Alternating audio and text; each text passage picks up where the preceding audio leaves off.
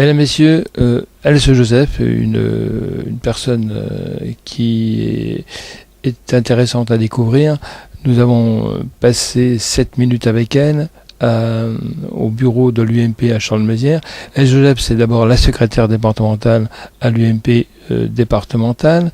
C'est une personne qui aujourd'hui est maire adjointe de la ville de Champs-de-Mézières, donc elle a gagné les élections avec Boris Ravignon, l'équipe de Boris Ravignon.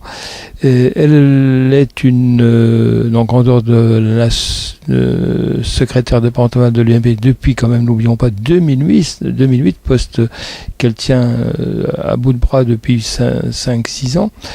Elle est professeure certifiée géographie et éducation nationale, et c'est quelqu'un qui véritablement est une femme qui se bat avec ses convictions, et elle le démontre dans le cadre de l'entretien que nous allons avoir et que nous allons vous présenter dès à présent.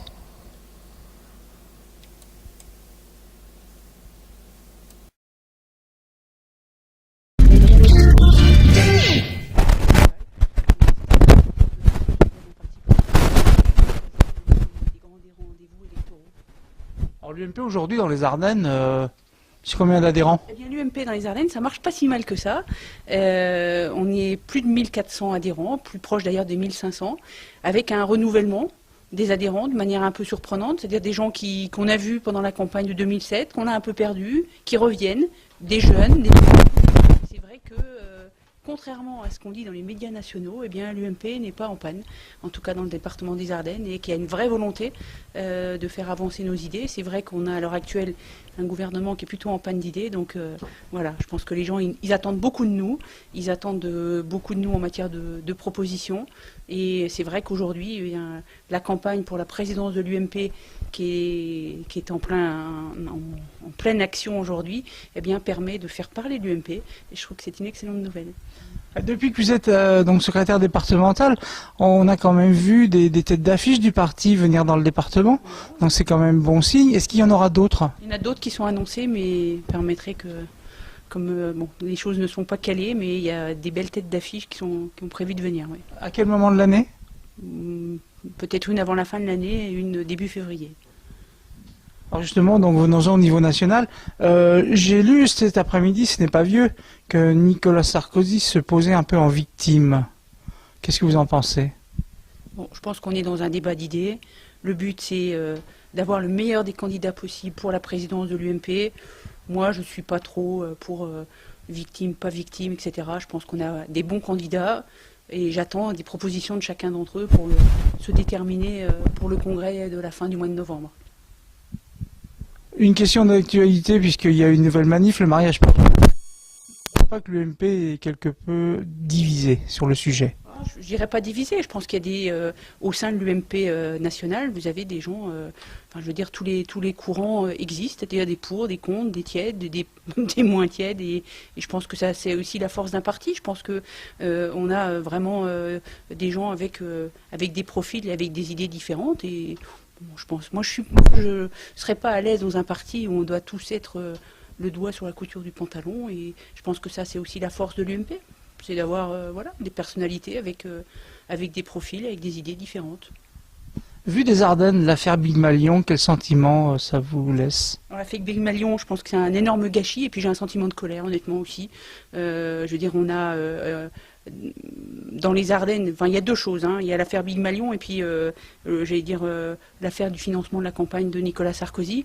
Donc on a déjà été un peu éprouvé avec le financement de la campagne de Nicolas Sarkozy, au sens où ici on a été un département modèle, où vraiment on a eu des gens qui se sont des gens aux revenus modestes ou des gens aux revenus un peu plus élevés qui ont donné parce qu'il fallait vraiment sauver notre parti et défendre nos idées. Donc ça, on a déjà été un petit peu secoué par cette affaire-là. L'affaire Big Malion, je trouve ça scandaleux. Je suis désolée, je sais pas, j'en sais pas plus que vous, mais je veux dire, utiliser une double facturation, jouer sur le militantisme, alors que vous avez des gens, et moi en premier, hein, je veux dire, moi je vais à Paris, je ne demande jamais rien, aucun centime à la Fédé pour me rembourser, je fais du pur bénévolat et j'en suis fière, c'est surtout pas ça que je veux mettre en avant, mais je trouve que ceux qui manipulent l'argent des autres de cette manière-là, c'est purement scandaleux, et j'espère que la justice fera son travail. Le retour à la présidence du Sénat de M. Larcher, une bonne nouvelle? honnêtement, bon, le Sénat, ça reste pour nous quand même quelque chose d'assez lointain, même si on a des sénateurs de terrain avec qui on travaille de manière régulière. Je pense qu'honnêtement, il y avait deux candidats. Honnêtement, moi, je n'avais pas de choix particulier, ni pour Larcher, ni pour Jean-Pierre Raffarin. Voilà, je pense qu'on a quelqu'un qui a déjà fait ses preuves en tant que président du Sénat. Voilà, j'ai pas un avis plus tranché sur ce sujet. Là, j'ai lu aussi il y a quelques jours, Alain Juppé serait le préféré des Français devant Nicolas Sarkozy et donc Bruno Le Maire. Je pense qu'il a fait une excellente émission il y a une semaine sur France 2. Les gens, enfin l'avis qu'on avait pris des gens avant l'émission et après l'émission a doublé. Je pense qu'il a montré que c'était un homme d'État, un homme d'expérience, un homme qui a fait ses preuves, un homme qui a des idées. Je voudrais pas reprendre une de ses expressions au droit dans ses bottes, mais je pense que vraiment il l'a montré. Quelqu'un qui a de l'humour aussi, contrairement à l'image un petit peu triste qu'il peut parfois véhiculer. Et honnêtement, pour l'avoir fréquenté enfin, je veux dire, pour le connaître et l'avoir vu de près et dans des conditions autres que des meetings politiques, je peux vous garantir que c'est vraiment quelqu'un qui vaut le coup. Au printemps dernier, bien sûr, sur TVRCI Champagne-Ardenne, vous étiez quelqu'un de déterminé pour l'Europe. Quelques mois après, qu'en est-il? Je le suis toujours.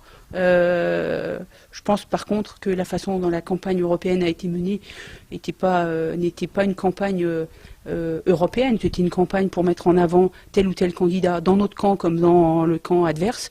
Et je trouve que dans ce débat, on a très peu parlé d'Europe.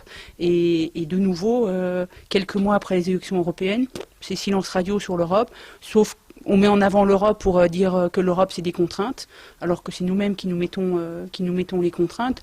Je vais paraphraser un peu ce que Benoît Huré disait dans la campagne des sénatoriales. C'est vrai que l'Europe nous impose des contraintes, mais nous en France, on décide d'adapter le code européen au code français, on rajoute des contraintes supplémentaires. Donc c'est vrai que lorsqu'on présente une norme en disant qu'elle est européenne, bien c'est nous Français qui l'avons aussi complexifiée. Donc je pense qu'aujourd'hui il est grand temps de parler de l'Europe en matière positive. Et que bon, aujourd'hui je suis désolée, mais je suis déçue, on n'entend plus parler d'Europe.